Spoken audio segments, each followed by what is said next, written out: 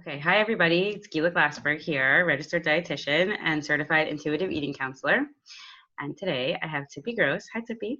Hi, Gila. It's so nice to be here with you. How are you doing? Thank God. How's it going with you? It's going well, thank God.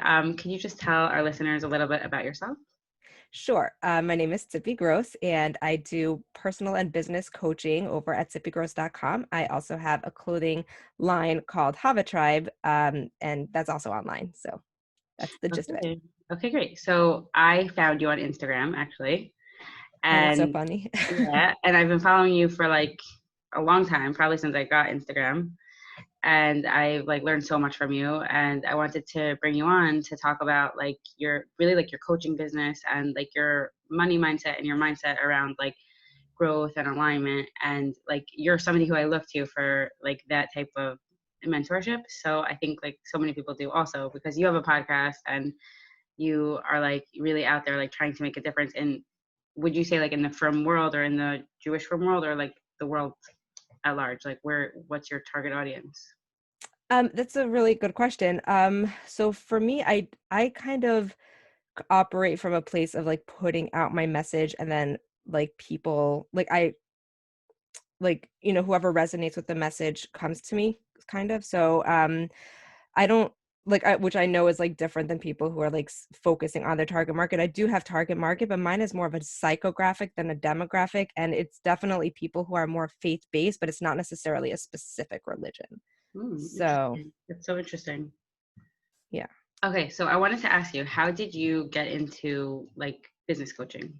Okay, so I always wanted to do something that was like helping people, and I didn't know what it was. At first, I thought it was going to be law, just because I love like speaking and I love the intellectual aspects. Like, I just always thought I would be a lawyer or a judge or a mediator or something like that.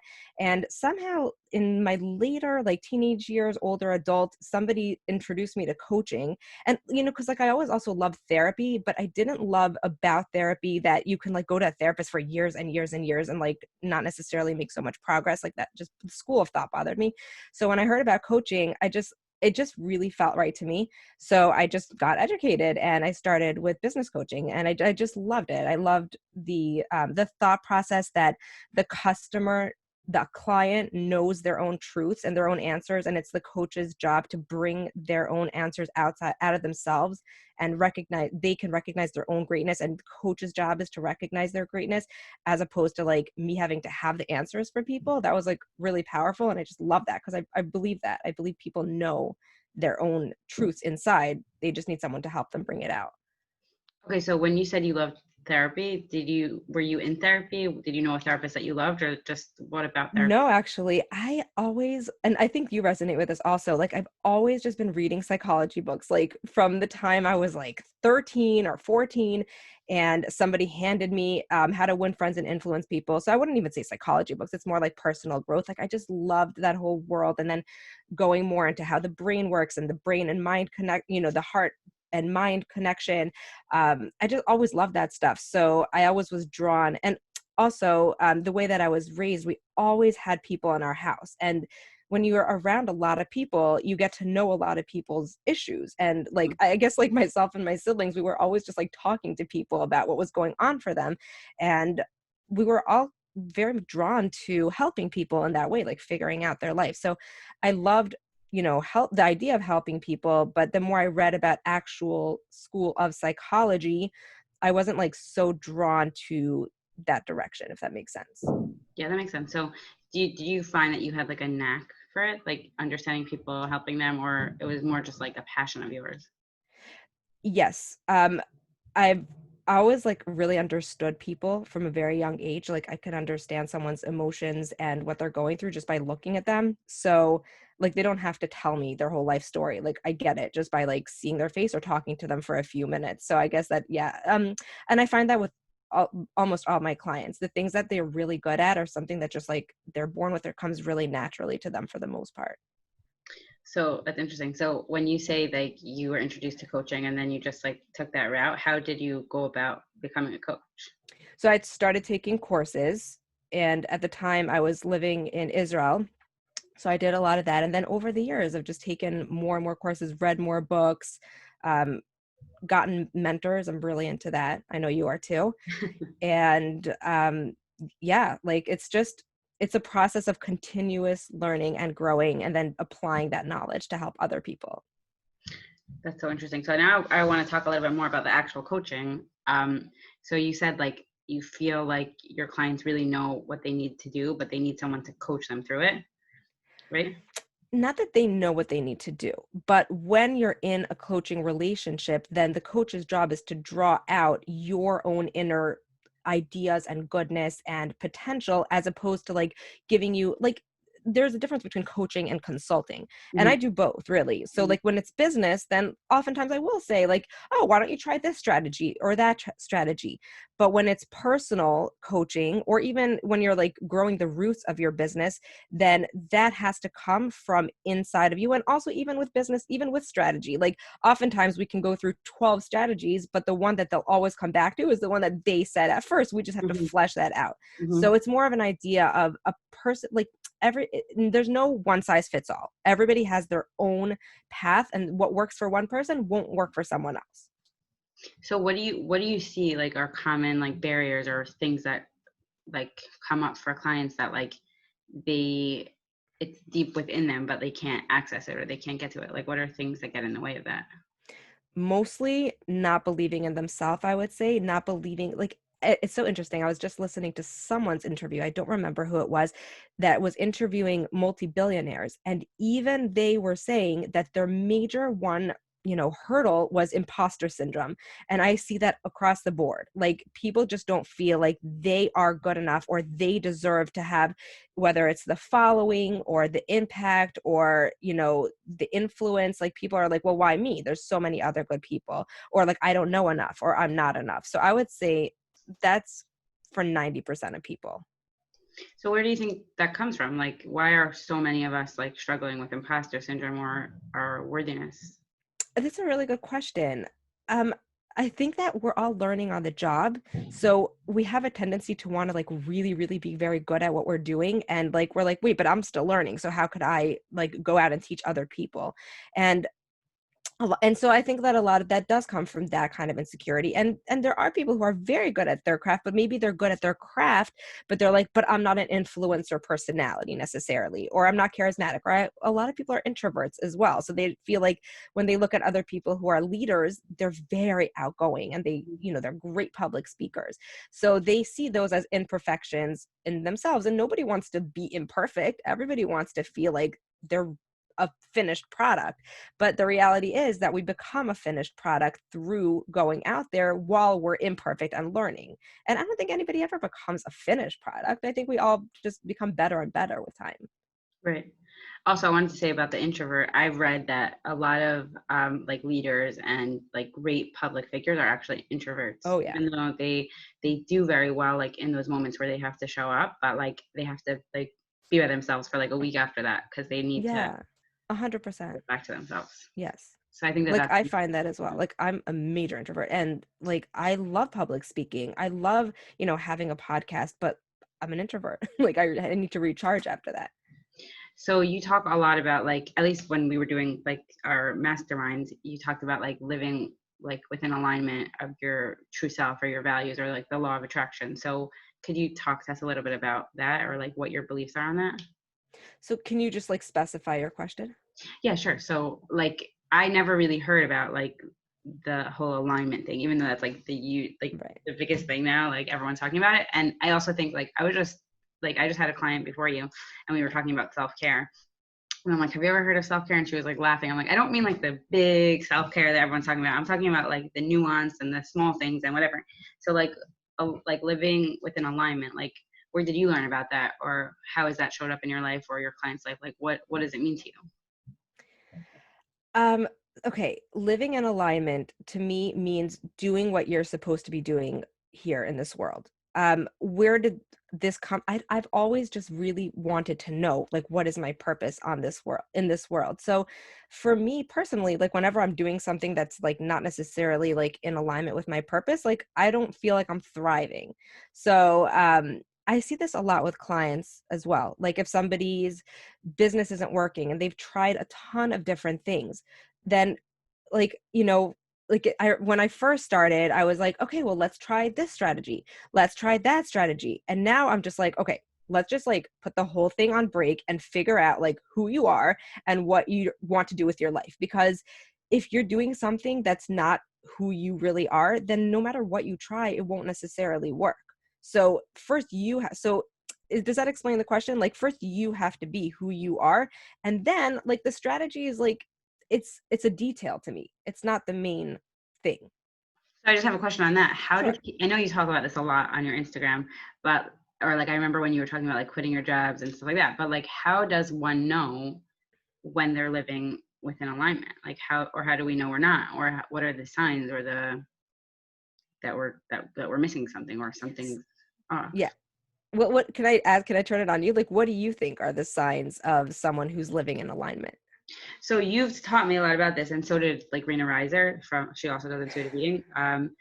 But I think that it's actually really hard for me to say like what I feel about this because I'm so torn about it, and I think that a part of me knows like what my truth is, and a part of me like experientially feels something else. So like I feel like I'll give you an example that you already know, but like working in a nursing home for me, like I really don't like it. Like I don't like anything about it.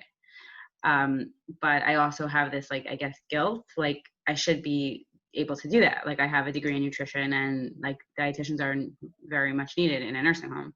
Yeah. So like at least if I kind of like keep my toe in there, like work there part time or keep my clinical skills up to par, then I'll be doing something good. You know, Hmm. but Right. I So don't feel in alignment when I do it because I just don't like it. I don't like you any. don't like it.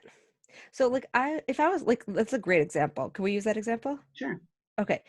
So if I was like, talking to you about this, let's say, so I would say number one is are you in alignment with yourself the rest of the time? Like, let's take the job out. Like, does that meaning like, do you feel like you are using your talents and skills in the world? Do you feel like you even know what they are? Do you feel like you're nurturing yourself and taking care of yourself and nurturing the people around you? And then once I knew and like I felt like, you know what, she's excited about her life. She's taking care of herself. She has things that she's enjoying in her life. She's reading things that she's enjoying. She's with friends that she's enjoying. Like she feels like she's going in a certain direction.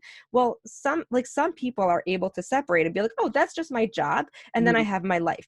Some Mm-hmm. of us can't. Some of Right. us can't separate. Like we Mm-hmm. have a desire inside of us to make our life one that is completely in alignment with our purpose. Like not everybody needs to live their purpose every minute of their life. Some of us do. So for if you, let's say for example, were to have all your other ducks in a row, and that's obviously a life's work, but like a lot of things going in the right direction, and then you're like, you know what, this is still really draining me and pulling me down and weighing me, and I feel like I should be doing X, then I would be like, yeah, that's probably like that would be something that you would answer for yourself, not something I would answer for you.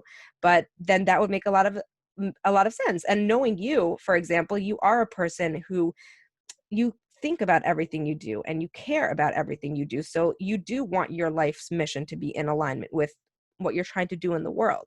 So it would make sense to me that something like that would be draining for you. So that's interesting. I just wanted to ask you, do you know why, or do you know like what the difference is between a person who can live with some parts not in alignment and someone who can't? Like, is it a personality thing? It's not that some parts aren't in alignment, it's that the person isn't in alignment. Like somebody I know has I mean, I know a lot of people like this, but they have like thriving businesses in areas that they could care less about. Like it's not their area of passion or their expertise, but they enjoy the business. They just enjoy the aspects. They find it interesting and exciting and intriguing. And so like they don't necessarily care about the cause, but they just enjoy everything about it. It's fun for them.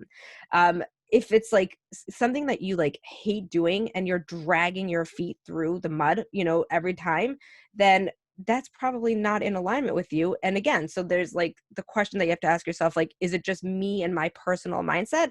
Or is it just like, I really hate this? Like, this is not using my strengths.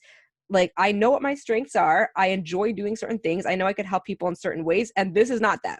Mhm. So, like, if you feel like you're not living your potential, your full self by doing something else, then that's, that could be an indicator.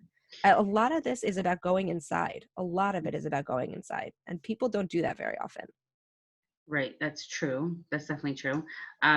So I'll just ask you, like, let's say, like theoretically, like for my job, um, but like let's talk about what other people say to Mhm. me or probably to you, like, but I can't quit. Like I can't quit a job because that's my career, or I spend X amount of time or money on this career. So what do you tell? How do you work with someone who you feel like that would be so liberating for them, to quit or to leave or to look for something else, but they're too stuck and like they're too afraid because of the money or because of the time that they spent getting that degree.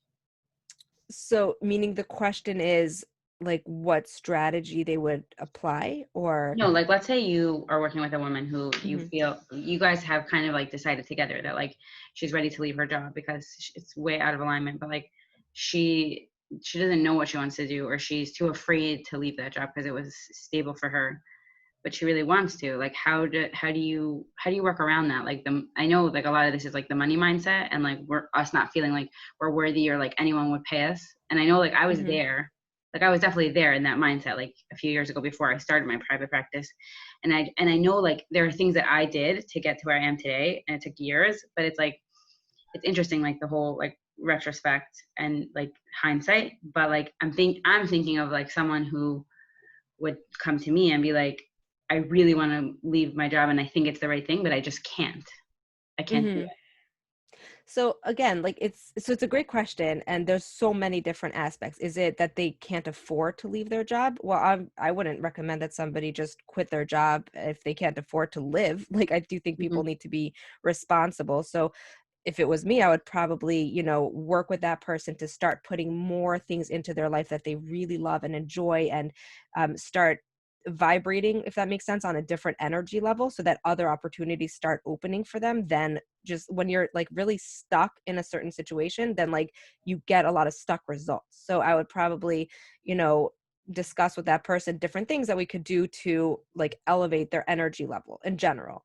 And then, but besides, so like, yeah, I would not tell somebody just like, oh, go quit your job. Like, if you can't afford to quit your job, if it's a belief, like they just don't think that sorry, just to go back to that, we can add a lot of things that are in alignment with them to what they're doing. Like I have somebody that is stuck in a job that she hates, but she really enjoys something in the world of public speaking. So we could have her doing more public speaking as she's preparing to leave her job. It's not black and white. And Hmm. at a certain point, which actually I have one client in one of our masterminds that just gave in her notice, her 2 weeks notice, because she is ready to make that leap. She's like, I'm not necessarily 100% there, but I know that in order to get there, I need to make this leap. And that wasn't something that was overnight. That was like a whole process for her. Hmm. If it's somebody that's just scared or, is holding on to it, then that's where I would say, like what you were saying earlier, like maybe there is something stuck. Maybe they are holding on to something. Like that is something that they would have to explore. But I wouldn't be making that decision for them. I would be guiding them to make their own decision and really like explore themselves. Okay, so now if you could explain a little bit about what you said, like stuck energy gives you back something Yes. stuck, or the vibration, like that is like new to me. I mean, I've read a Okay. lot about it actually in like a lot of other money books, but I want to know like I want to pick your brain a little bit about like your Okay. belief system around like people's energy and what they give out to the world and what they get back. Like, how does that work? So like like generally, or do you have like a specific?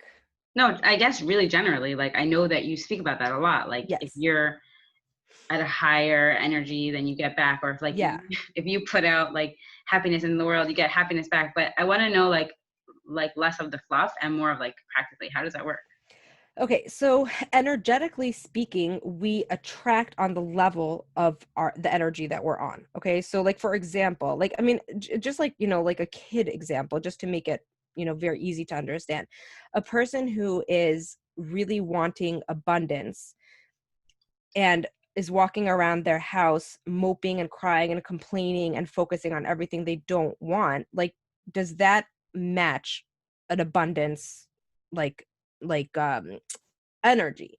Like to me, when I think of abundance, I think of like flowing and easy and light and happy and just free. So to me, a lot of that is, just getting to that level. So what I would like, what I do a lot of times with clients is have them get to the place of be, like if they want the abundance, like first get to know who they are when they have that abundance. Chances are the person they are when they have that abundance is not exactly the same person that they are now when they're like feeling really desperate and stuck. Like that's not somebody who's abundant doesn't feel that way. Does that make sense? Yeah. So So it's just like, it's kind of like a puzzle, like it's just matching up the pieces. So your strategy with that is like to, I mean, I know this from our mastermind, but I'm understanding it on a different level, is to tell the person like, who are you when you're not stuck? Who are you when you're not moping? Who are you when you're in alignment or whatever, like whatever you want to, put in Who there. are you when you are what you want to become? Right. Who is that person? That is the most important thing to learn, is how to really, really get into the head of that person, because that's how you get there. You don't get there by continuing to do the same, like, we get addicted to our patterns, we get addicted to our beliefs, and we get stuck there for years and years and years. And that's not how we get what we want, because we just get more of what we have. So by getting into the mind of the person that's already gotten it, that's like that's a huge trick. It sounds like really easy and dumb, but it's like, I mean, the people who do that every single day and get into that mindset, like they see real things happening in their life. Yeah. So I want to say, like, I'll admit honestly, like when we were learning that in the mastermind, like it seemed too like fluffy to me, or it seemed too like Right. impractical. And there's definitely been times when I've tried it and it's been amazing, but then there are times where I can't. I feel stuck. Right. So Right. so how do you help someone who's stuck? What do we do? So tell me more about what that means. Like, what does that mean that like I feel stuck and I can't? Like my my goal is to say to myself, like, I am, like, I write all over my bedroom wall, like I write these mantras that Right. like stick to me. So like, I am a successful business owner or whatever. And Mm-hmm. but then I'm looking at my business and I feel like it's not where I want to be. So I'm just like, well, that's not true. I'm not a successful business owner. I don't want to say that. I don't want to be there. Like, obviously I want to be there on some level, but like I can't, I don't have the stamina or strength to change my mindset. Maybe there's that one day, or maybe because of something. I mean, we've spoken about this, but like, what do you think? Yeah. So it happens to be, and I think we did discuss this a while back, and I know a lot of people love affirmations. I personally don't really believe in affirmations because I feel like they don't really do anything neurologically. Like words, telling our brain words neurologically doesn't do anything because it just doesn't get into our subconscious mind. So like I think people can do affirmations if it makes them feel happy, and there are some affirmations that make me feel happy. Like I wouldn't say something that wasn't true to myself because that doesn't make me feel happy. But something like, let's say, God has infinite potential and God is able to do anything. And I have infinite potential and I can do anything. Like those things are true. And that's an affirmation that I enjoy, that raises my vibration. So I enjoy saying things like that to myself. But I wouldn't say like, I'm a multi-billionaire to myself when I'm not, because Right. it's not true. Right. And it doesn't make me feel happy and it doesn't rewire me. So I would rather rewire myself, honestly. So Mhm. how do I rewire myself? So again, that imagery of getting into our mind, like imagining the person that I am when I am a multi-billionaire, and not only just like what I'm doing or like what it looks like visually, but what I feel, like the emotional aspects. That's the most important part. Like when you can tap into the emotional part of who you are when you get where you want to get, that's how you rewire your mind. That's how you get into your brain, because your brain doesn't know the difference between real and fake emotions. They don't, or sorry, real, like if it's happening or not. If you're feeling like the most successful person in the world, your brain thinks you're the most successful person in the world, and then it will allow you to go out there and create situations where you are the most successful person in the world. Okay, so like again, like not everybody could get to that mind space. All this is work and time. Mhm. But and I want to mention about like what you said with the fluffy Mhm. stuff, because I'm also like, I've always been very left brain. Mhm. always, my whole life, and I never bought any of this stuff before. I thought it was weird, Mhm. and like talking about energy and vibration, like it just like bothered me. Meditation, like yoga, it didn't sit well with me. And several years ago, I said to myself, like, you know what, like this really bothers me. What if I go all in? What if I just go all in on that and just believe it and live it and do it and be it? Like, what if I try? Mhm. And that really, really helped me and changed everything in my life. Like I wasn't, when you're in the left brain, which means like your thinking brain all the time, like that is a lot of pressure, because then you're the one that, like, you're letting everything be on your shoulders all the time. Like you have to find solutions, Mhm. you have to make success, you have to work things out. Whereas when you do jump into this like world of like believing and trusting and understanding the, you know, the rules of the world, you have so much more at your fingertips, and you're able to like like I said, like to rely on, to understand the way the world actually works, and like rely on different energy. So you're like a lot more powerful. Mhm. So it is a big jump, it is a big leap, and it is uncomfortable for a lot of people. But when we start incorporating some of these things, like it makes a lot of difference and also helps us de-stress in a really big way. So if nothing else, you know, for just the sake of de-stressing, I would say like this is important to learn about. Yeah, so I'll just admit, like, was super skeptical to like all Woo woo. the woo woo stuff. Yeah, Definitely, even though like it's so interesting because I am like really deep. Like I've always been really deep exactly. and Yeah. really like sensing, feeling like that's so like who I am. And actually, we've spoken about this, but I read the book, The Highly Sensitive Person. Right. Have you read that book? I haven't.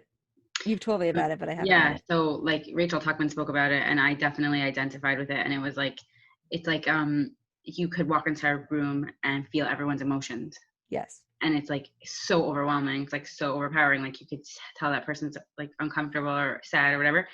And obviously she make in the book it's like now you know it's like a superpower and you could use it for the positive. Correct.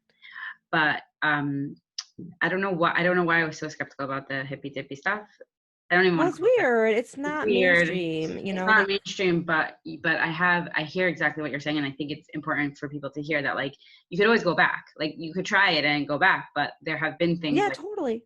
Totally. tapping or like EMDR stuff that you recommended me to try Yes. with a Hmm. therapist, and I'm like leaps and bounds. Like It's it's just, you know what? The more that like I started interviewing more successful people or people that I just really respected, and I realized how much they were utilizing like what I would call like universal laws or woo woo, whatever.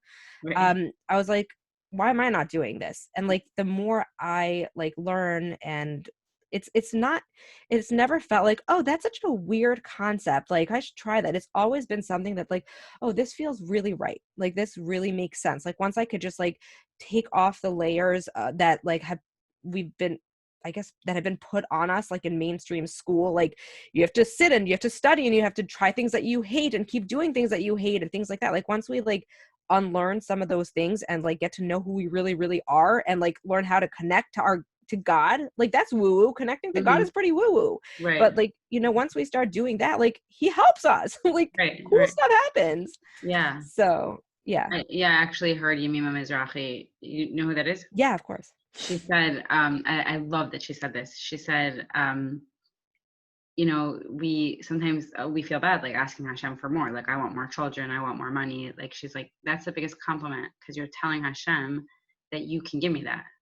Like, Yeah. you have that power. Like, maybe the doctors are telling me I can't have more children, not me, God forbid, but like, um, or like, I don't know how I'll make more money. It's impossible. If you say that, then you're saying it's impossible, Hashem. But if you say to Hashem, like, you have all the money in the world, like you have all the power in the world, like, and I want some of that, then it's like you're complimenting Right. him. You know, let's, I just want to like remind everybody that when you say I want more money in the world, like I really encourage people to say like, why do you want more money in the world? Because that's important. Like we don't just like, I don't have a problem with people wanting more money. I think that's really nice. I have a problem with people just wanting money for the sake of money. But Hmm. if you want more money so that you could use your gifts better and feel less stressed and, you know, create better relationships with your family and help more people, that's beautiful. If you want more money so you can give more charity and start an organization, that's amazing. If you want more money so you can hire staff and be able to reach more people and help them feel better in their life and make a bigger impact, like you're like not having money is kind of crippling, you Mhm. know, it's Mhm. stressing and it's crippling. So why is it that we're like touting that? Like, I have no problem with people saying that they want money. I just want them to realize why they want the money. Right. And actually, like, I'll just share this story really quickly. Like last summer, I remember thinking, like, I guess it was before I think it was before I got to know you, but it was like, I guess I was struggling with my money mindset. And I mean, I'm still working on it, but I remember thinking, like, it would be so fun for us to go on a vacation, like a family vacation. Yes, I remember. And I remember thinking, like, but like, that's so materialistic of me. Right. And then I spoke to Rev, who I really respect, and who is also like, he's not like that mainstream. Like, I feel like he would understand this conversation or whatever. Yes. Even though I spoke to a more mainstream rabbi, and he said that he told me the same thing. So I said, like, I really, is it bad for me to want to take my kids on vacation because like I'm a quality time person and I really want to bond with them, and I know it's really expensive and I could spend the money on XYZ. I'm always thinking I could be spending this money on something else, or like groceries Yeah. for a week. And he's like, why is that bad? Like, that's beautiful. Like, you want the money so that you could bond with your children. That's beautiful. Yeah. And even though it seems like so simple, it's like, it's really opened my eyes that like exactly what you're saying. Like, we kind of have to wonder, like, why do we want it? Like, instead of just like, I want more. Like, maybe you want more because it will fuel your ego, but like, that's not really Right. what you want to be doing with your money. You want to be using it for like something positive. And I think that taking your kids on vacation is something really positive and beautiful. And it also recharges everybody. It's like amazing for the whole family. And we were actually discussing before the podcast that like not only like knowing why you want the money, but also even having an honest conversation with yourself. Like, what is important to me and what do I want to spend money on? So Right. for you and for me as well, like family vacations are at the top of the list because they are really meaningful and Mhm. like they're powerful experiences. And it's a time that I'm not on my phone very much. My husband's not on his phone very much. And we're like really present. And the family comes back feeling really recharged. So that's at the top of our priority list. But like, we don't necessarily, so we'll save up and we'll prioritize a lot of money towards that, but we don't really care about the flight. So I don't care what airlines I fly, and I don't care about, other things in my life that like, I don't necessarily care. So like, I might prioritize like the things that are important and spend money there. And other people might be like, oh my gosh, that's crazy. But I don't necessarily spend money on other things that they prioritize. And, Right. that's fine. Yeah. So it's all like intentionality, really. Like, Totally. right. Like, I Understand. remember I had a really good friend once that said, you know what, clothing is really important to me, that my kids look amazing always and matching. And that was important to her, made her feel like a good mother. Okay, fine. So she's like, I would rather live in a small basement apartment so that I could spend a lot of money on my kids' clothes. And that's what she did. And I was like, hey, that's fine. Like, that's great. That's your priority. Like, you thought it out. You made a decision. That's great. You know? Right. But I think, correct me if I'm wrong, but I think that at least when I was like working on this money mindset, it was like, I didn't even realize, like, I was so like stingy. I mean, it's like, who's ever listening to this, who knows me, like, I like super cheap. Like, I really struggle to Right. spend money on anything. And it always comes down to like a fear of like not having enough, or Yeah. feeling irresponsible or whatever. And like, once I recognize that, it's like, I can make a choice right now to spend this money because that's meaningful to me. That's powerful to me. If I have the money, that's what it's for. That And that's, yeah, yeah. you know, And I, first of all, I really like recognize you for like, saying, what's like for you that's a fear or whatever. I appreciate you saying that. I think that recognizing that is really important because at the like we were talking about before, what you put out energetically is what we get back, right? So if a person who's like always scared about not having enough will not have enough. That's just how things are, like, because they're so focused, that's what they're focusing on, so that's where they put their attention, that's what they get. And when I see like people make that switch to like I have it now, and just like I got this, I'll get more and more good things are coming my way, like, besides for the fact that just decreases your stress levels and you live a happier life and your quality of life is better, you actually do get those results as well. Like, you do get, more clients or more business or whatever because you really believe you will.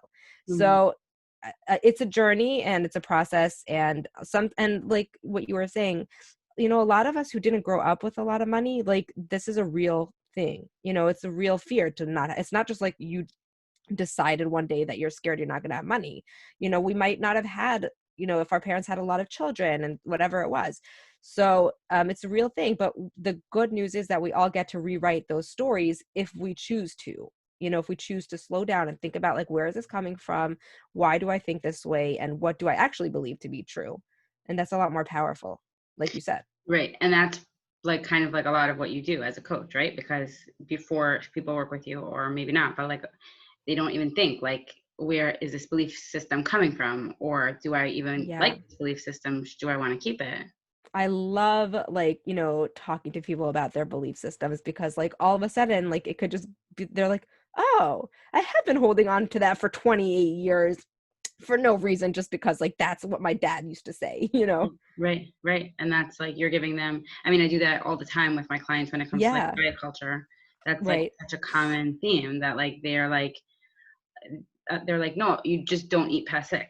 And I'm like, why? They're like, because everyone says that. Or like, my mom told me that 50 times, or every night before I went to Exactly. sleep. And I'm like, well, do you like that belief system? Like, has it served you? Are you binging every night anyways because you're rebelling? Whatever. There's so Right. many things that like that belief system, like when it comes down to it, it like could be affecting us and we don't even realize. Oh my gosh. Yeah, totally.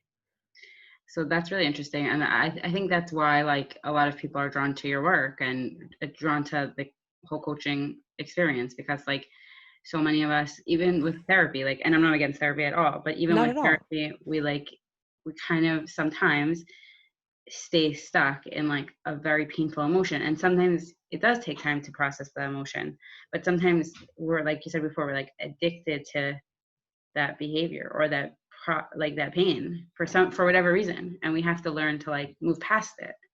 And just by the way, yes, and on that note, I'm not against therapy. I'm against like talk therapy only, just like to clarify. I'm not against therapists that have a lot of different tools. And I would say that, very often in my coaching practice, I refer people out to therapists, because like we will hit some sort of belief system or um, habit that, like, you can't just talk it through. Right. Like, okay, so I will say to somebody, like, you know what, you might want to go to EMDR for this, or you might want to try this kind of releasing therapy, or you might want to try breath work, or you might want to try, because like I can't talk you, like we can't talk through this. Hmm. So I do think that that's actually a big part of coaching, is to say like maybe you do need, and sometimes it's not that you need a therapist, sometimes you just need a month off.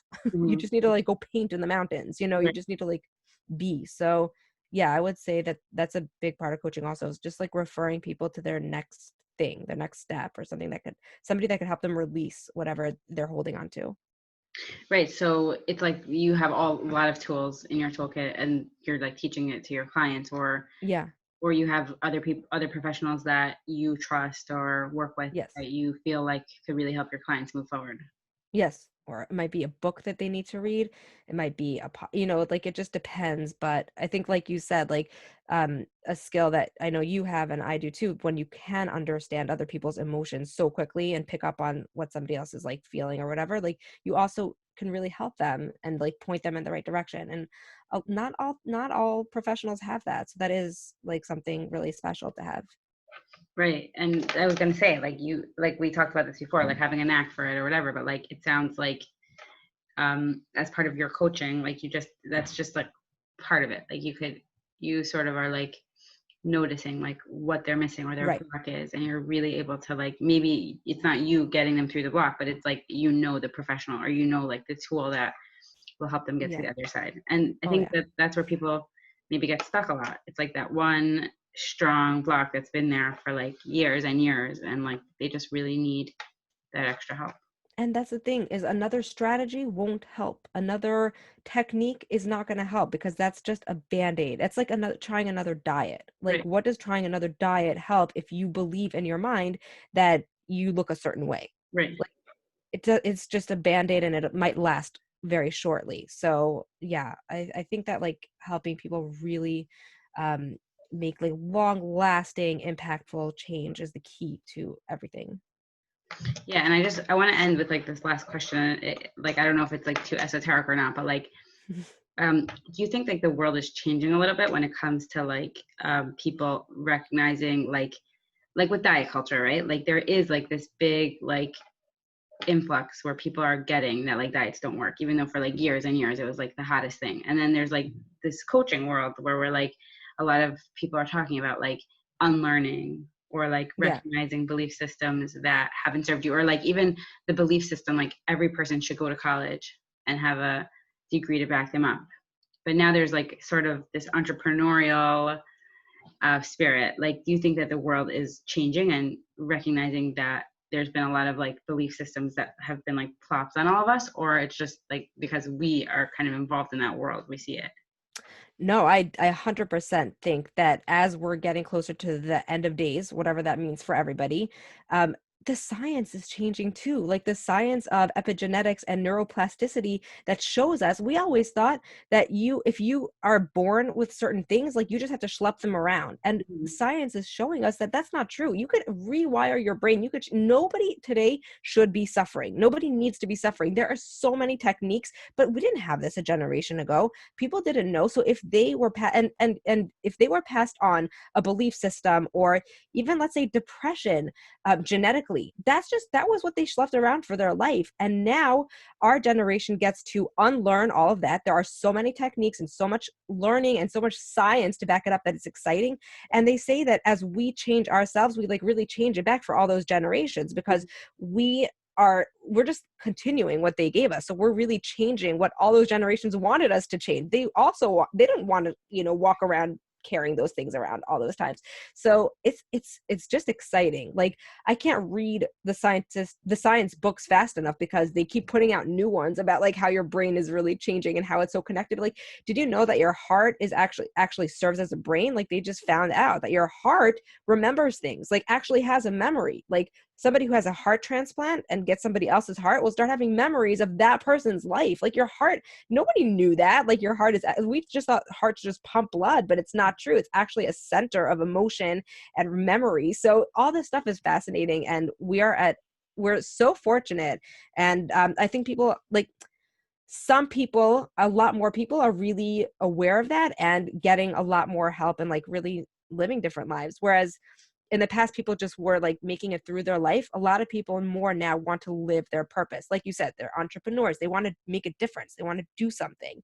And like I don't only market to entrepreneurs, but I find that those are my main clients. And I think it is because it's just a growing person, somebody that wants to make a change, an impact, and it's a package deal. It's interesting.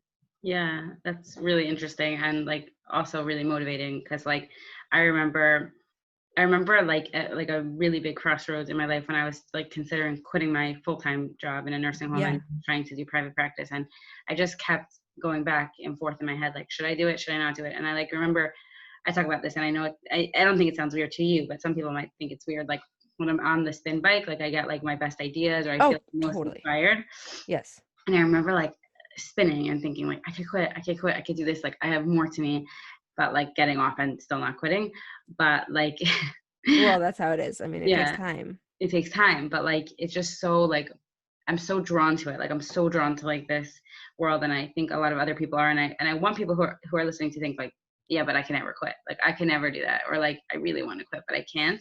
Like it takes time, but like you can, and like you could find your life purpose, and you don't have to walk around feeling like you have like No. intergenerational trauma, and that's like what you're destined for. Even though it's really hard, and you won't be cured from one podcast, but like there is so many resources out there to help you. Yes, and you're right, it won't be cured by one podcast, but if there's one thing I would want people to know is that if you don't like your life, you can change it. Like your life is reflecting you. So if you are, whatever is happening on your inside is happening on your outside. So if you don't like what's happening on the outside, you don't even have to change what's happening on the outside. You just have to change yourself. Like your energy, how are you operating? What are your thought processes? How are you going through your day? Like start with something really easy, like a gratitude practice, which I always resisted very much. I was like, that's so stupid. But it rewires your brain. Like it rewires, like when you put your hand on your heart and start thinking grateful thoughts, you are actually releasing oxytocin and rewiring your brain to start bringing better things into your life. So don't even do it for like the woo part. Do it just like, because I mean, people tell me all the time, like when I put my hand there, like it feels really good. I'm like, yes, because that releases positive brain chemicals. So you can start rewiring. And when you start being more positive and having more positivity in your life, positive stuff happens to you more. Mhm. So like nobody has to live the life that they're living if they don't like it. Like you could, it's like amazing thing to know, but all you have to do is change yourself and then your whole life changes. It's beautiful. Yeah, I've seen it. I've seen it myself.